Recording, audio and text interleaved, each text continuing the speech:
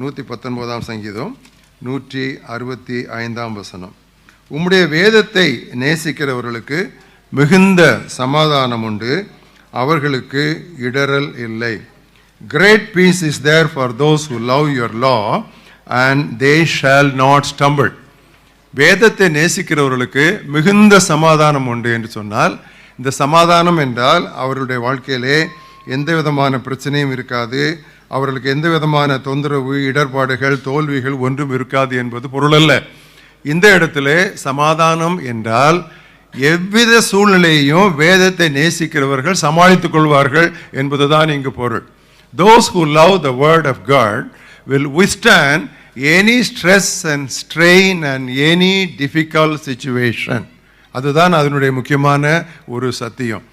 இந்த வேதத்தை நேசிப்பது என்பது வாசிப்பதற்கு முந்தி வர வேண்டிய ஒரு முக்கியமான காரியம். First we should love the word of God before we can meditate the word of God. உங்கள் எல்லாருக்கும் தெரியும், நல்ல மனப்பாடமாக தெரிந்த ஒரு சங்கீதம்.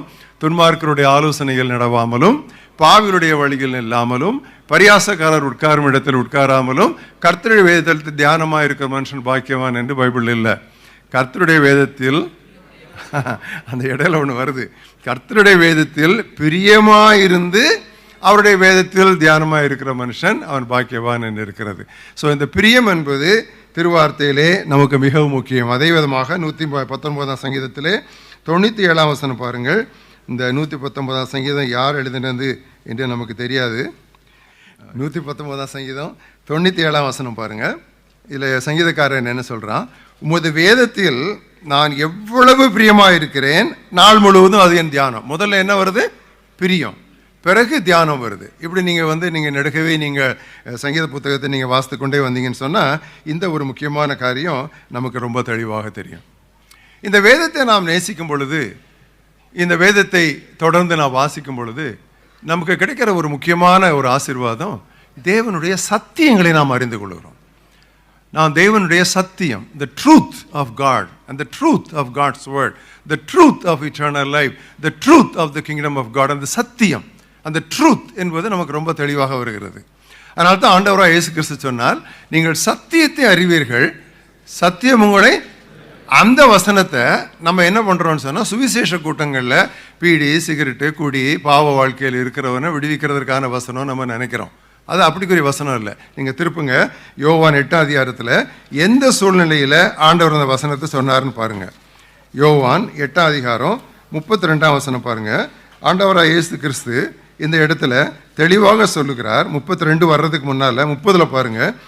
இவைகளை அவர் சொல்லுகையில் அநேகர் அவரிடத்தில் விசுவாசம் வைத்தார்கள். அப்போ அங்கே ஒரு பெரிய குரூப்புக்கு பிரசங்கம் பண்ணிட்டு இருக்கிறாரு ஆண்டவர்.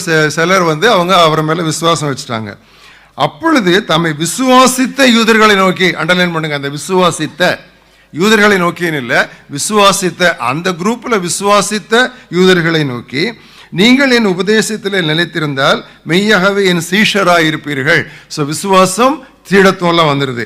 அதுக்கு பிறகு சொல்கிறாரு, சத்தியத்தை அறிவீர்கள், சத்தியம் உங்களை விடுதலையாக்கும் அப்படின்னு சொன்னால், ஒருவேளை இந்த வசனத்தை நம்ம சுவிசேஷத்திற்காக ஆத்துமாக்களை ஆண்டவரிடத்திலே கொண்டு வருகிற அந்த துவக்க விடுதலைக்காக பயன்படுத்தினாலும், இந்த வசனத்தினுடைய முக்கியமான தாற்பயம், இயேசு கிறிஸ்துவை ஏற்றுக்கொண்டு சீடரானவர்கள் தேவனுடைய வார்த்தையினுடைய சத்தியத்தை அறிய அறிய அவர்களுக்கு தெரிந்தும் தெரியாமலும் இருக்கிற அநேக தேவையற்ற, தேவனுக்கு பிரியமற்ற காரியங்களிலிருந்து அவர்கள் விடுதலை பெறுவார்கள். Now when you believe on the Lord and when you become a disciple of the Lord and when you delight in the word of the Lord and when you meditate the word of God, when you get the truth of God's word, that truth shall deliver you from inhibitions and sins and shortcomings which you perhaps may not be aware of.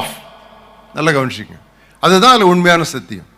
So நாம் சத்தியத்தை, தேவனுடைய வசனத்தை படிக்கும் பொழுது நம்மை அறியாது அந்த தேவனுடைய வசனம், ஏன்னா ஆண்டவராக இயேசு கிறிஸ்து அந்த பிரதான ஆசாரியத்தை ஜெபத்தில் சொல்கிறாரு, உம்முடைய வசனத்தினாலே அவர்களை சுத்தமாக்கும், சத்தியத்தினாலே அவர்களை சுத்தமாக்கும், உம்முடைய வசனமே சத்தியம் அப்படின்னு சொல்லி சொல்கிறார். So the word of God itself is the embodiment of the truth of God. அது முழுவதும் ஆண்டவருடைய ஒரு முக்கியமான சத்தியம், நமக்கு வெளிப்பாடு. இப்போ இந்த இடத்துல நான் இன்றைக்கி உங்களுக்கு பேச போகிற செய்திக்கு இதை நான் ஏன் முகவுரையாக நான் சொன்னேன் என்று சொன்னால், வேத புத்தகம் பல முறைகளிலே நமக்கு சத்தியத்தை போதிக்கிறது. The Bible teaches us the truth of God's word in various ways, through various methods. அதுல ஒண்ணு என்னன்னு சொன்னா, கேள்வி கேட்டு கேட்டு கேட்டு நம்மளை சிந்திக்க வச்சு நமக்கு சத்தியத்தை போதிக்குது. நான் ஒரு காரியத்தை உங்களுக்கு சொல்றேன், ஒருவேளை உங்களுக்கு சிலருக்கு ஆச்சரியமா இருக்கலாம். பழைய ஏற்பாட்டில் 2272 கேள்விகள் உண்டு. In the Old Testament there are 2272 questions, and in the New Testament புதிய ஏற்பாட்டில் 1022 கேள்விகள் உண்டு. ஸோ மொத்தத்தில் பைபிளில் 3294 கேள்விகள் உண்டு. இந்த 3294 கேள்விகளில் சில கேள்விகள் ஒரு புது வகையை சேர்ந்தவை. They belong to a peculiar pattern or a peculiar type. அது என்னன்னு சொன்னா, இது இப்படியானால் அது எப்படி, இது இப்படியானால் அது எப்படி அப்படி இருக்கும், if this is so then how can that be அப்படின்னு சொல்லி, if என்று சொல்லி அது எப்படி இருக்கும் என்று சொல்லி கேட்கும்.